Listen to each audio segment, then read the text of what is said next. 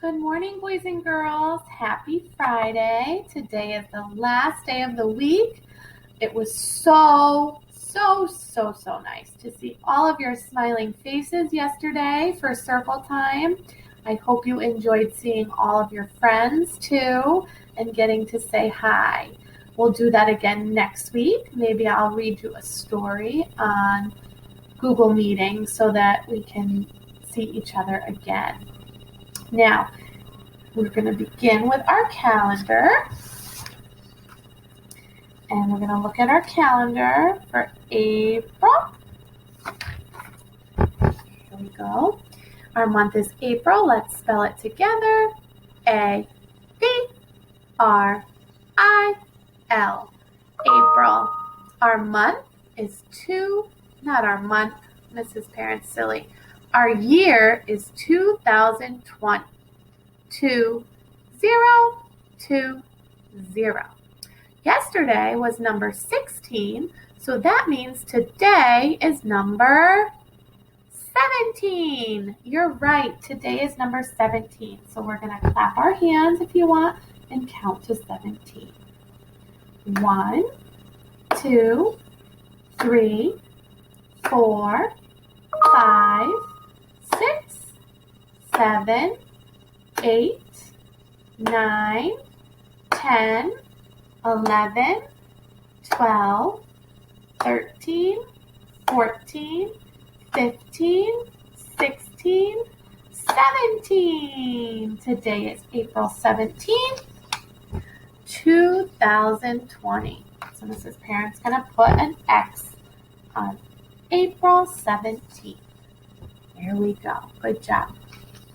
Today is National. Do you know what this is? You might think it's a lobster, but it's not a lobster. It's called a crayfish. Can you say that with me? Crayfish. And a lot of people like to eat these, especially in the South. It's very popular. The crayfish lives in the water like the dolphins do, but they live more on the sand, the bottom of the water. So today is National Crayfish Day.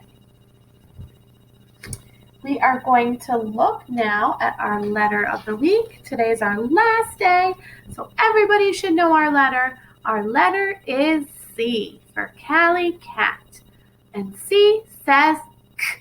Good job. I'm going to practice writing the C. If you want to practice with me, if you have a whiteboard or if you have a piece of paper at home, we can practice together. I'm going to open my marker. Remember, we open, we put our cap on the back, and then when we're ready, we hold our marker up to show that we're ready. Our uppercase C, we go around and stop. See? Lowercase c is the same, but just a little smaller. Around and stop.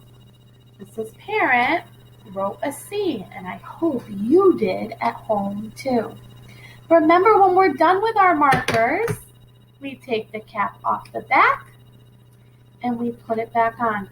Now remember, we have to push it until you hear the click. If you don't hear the click, it means it's not closed all the way and it could dry out and not work anymore.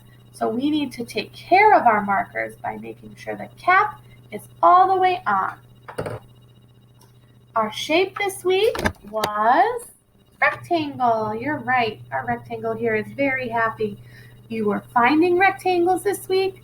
You were drawing rectangles. And you even helped me spell rectangle. So next week we will have a new shape. So far we've done, what shapes have we done so far? You're right, we have. Last week we did a circle, and the week before we did a heart. All right, we're going to look at our number of the week one more time, and today is the big day where you are going to practice writing your number 3. You can practice however you want, but we're going to practice and show Mrs. Parent how nice you make those 3s, okay? So I'm going to show you on my board how I make the 3. Ready? Get you so you can see. Around a tree, around a tree. That is how we make a 3. And I want you to practice writing 10 3s for me, okay? And I want you to try really hard to do it all by yourself because I know that you can do it. You can do it.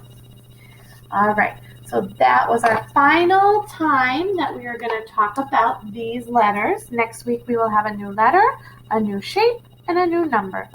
So let's look at our chart one more time.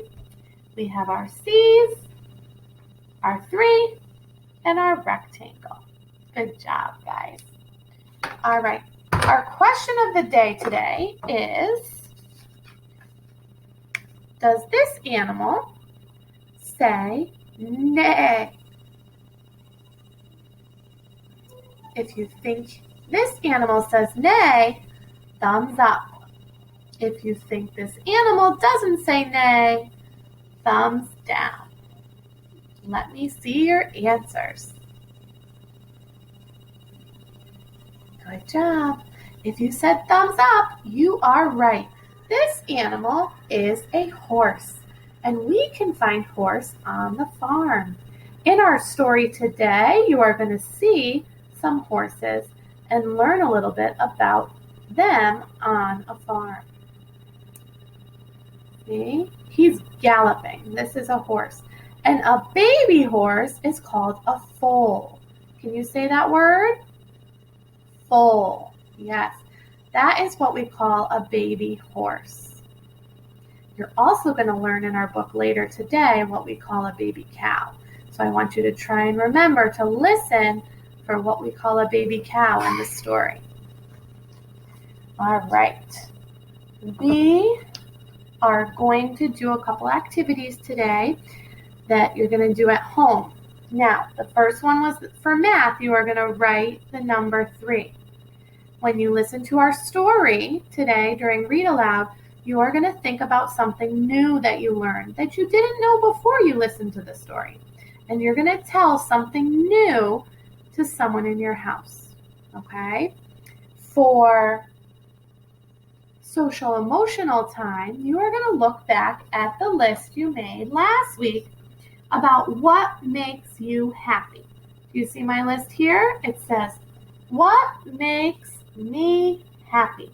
And Mrs. Parent wrote 4 things on my list. I wrote dancing, reading, playing with my kids, and cooking. Those are 4 things that make me happy. I want you to pick one thing on your list that makes you happy, and I want you to do it so that you're feeling happy on this Friday going into the weekend. Okay, so I'm going to pick playing with my kids. So after I get off this with you, I'm going to go play with them. Okay, so I want you to pick something from your list. The last thing that we're working on is to make our hands stronger, right? We've been working really hard on exercising to keep our bodies healthy, and we've been working really hard on strengthening those muscles in our hands, okay? So what you're going to do today is you're going to find your piggy bank. This is my son Lincoln's piggy bank. It's a bunny. And we know it's a piggy bank because it has a hole to put the money in on the top, okay? If you don't have a piggy bank at home, it's okay. Your mom or your dad or anyone in your house can get a cup and put a top on it with a little slit in it, and you can practice that way, okay? There's many ways we can practice.